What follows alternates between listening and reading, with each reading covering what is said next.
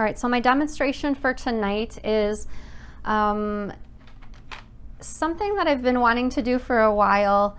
Some of you have let me know in the past that you're interested in either printing out labels for your bags or quilt labels that you can put onto the back of the quilt, especially if you're giving it for a gift, or I think probably all quilts should have some form of label letting people know the maker, maybe the year it was made, perhaps who it was gifted to if it was for a gift. So I picked up 4 different types of printable paper, and I wanted to see which one looked the best as far as colors and sharpness. And so I'm going to have Danny switch back over to the overhead camera, and I'm going to share with you the 5 different types that I purchased. Let's start with this one right here. All right, so this is the Threads brand. It's cotton poplin fabric, 6 sheets of paper. All the packs came in between 3 and I think 12 sheets of paper. So I printed out the So Sweetness logo, sorry about that, and I printed out a picture. So a logo and a picture, printed out the same logo and picture for each one. And for each of these, one side of the fabric is either shiny or feels like paper. And then the other side, the fabric side, is the side you print on. So you'll just need to know, be familiar with your printer to know which side it prints on. If you need to put the paper face down.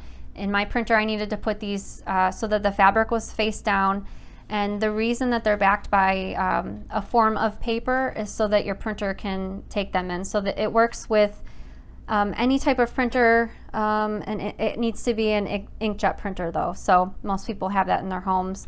I thought the image looked great. The logo looked really great.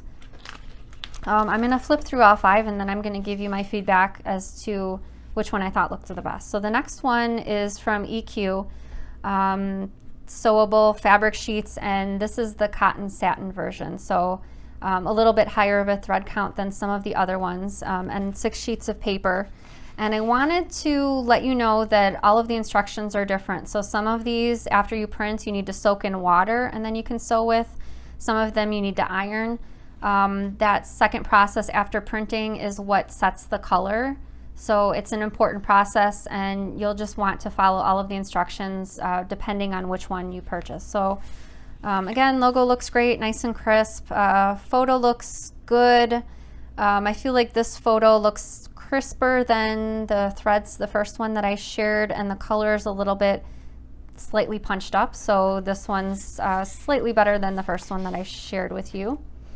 Next one is from the same company, but it's the Cotton Basics. So the first one was the Cotton Satin. This is the Cotton Basics, so 200 thread count. Same process with the print, soak, and sew. My logo I thought looked really good. Comparing it to the previous one, looks just as good. The photo that I printed looks just as good. I really can't tell much of a difference. Okay, next one is from a different company. This is from June Taylor, and this one is the only one I tested that was an iron-on. Just to let you know about that. The logo looks pretty crisp for this one. I accidentally printed the picture a little bit bigger. The colors look just as good as the EQ papers. And then the final one that I tested, which I'm gonna, spoiler alert, let you know that this one was the one that I liked the best. This is the June Taylor, but the sew-in color fast. So the other June Taylor that I showed you was the fusible. Pretty much if you're only going for text or logos, they all look equally as good. However, this June Taylor Color Fast, the colors were definitely as bright as the color that I would be looking at on my computer screen. So I'm mainly looking at the screen to test it. All of the pictures looked just as sharp, but the color on this one was definitely punched up. Let me pull out one of the other ones that I shared with you.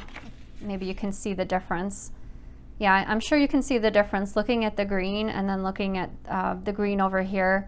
Yeah, the grass, it's just not as bright. So I think my winner out of all of the different types that I tested, granted I did not actually use these in a sewn quilt, so I can't tell you over time which one will keep its color the best, but I also wanted to note that they all all of them peel off in some form because you need to remove that backing.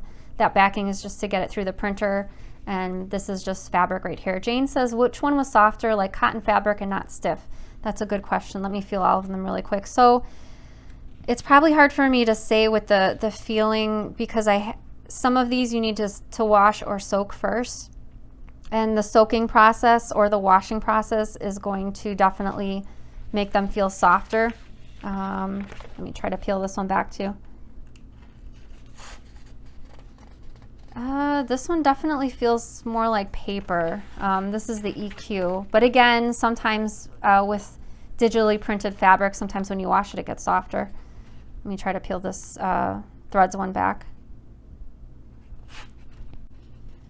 So just feeling the fabric before treating it, the threads one feels softer, but it's also thinner. So this one, the threads one, feels most like fabric that I'm used to working with, and this one's a little bit more papery. But if you're only using it for a quilt label, I think any of these would be suitable.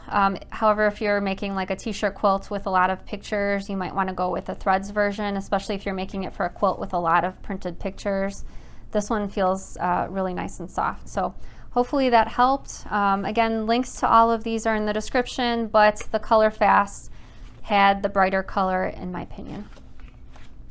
All right, hope you enjoyed that demonstration. I also wanted to let you know that if you're making your own quilt labels, if you'd like to have some things written on the labels, I highly recommend these Micron pens. I purchased this pack and it had 6 different pens with different widths of tips, so different thicknesses when you're writing with them.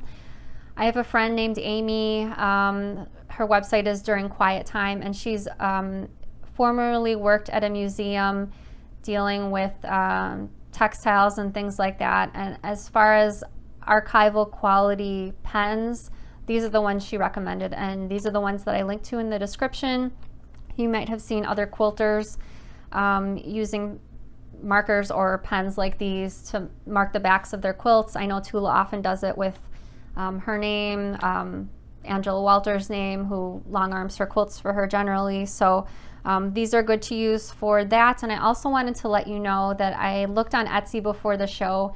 If you're not super graphic or high tech as far as computers go, you can go on Etsy and there's tons of listings for artwork for quilt labels or other types of sewn in labels, and you can just purchase a pre-designed label and then perhaps use these Micron pens to fill in your relevant information like your name, the date, and so on.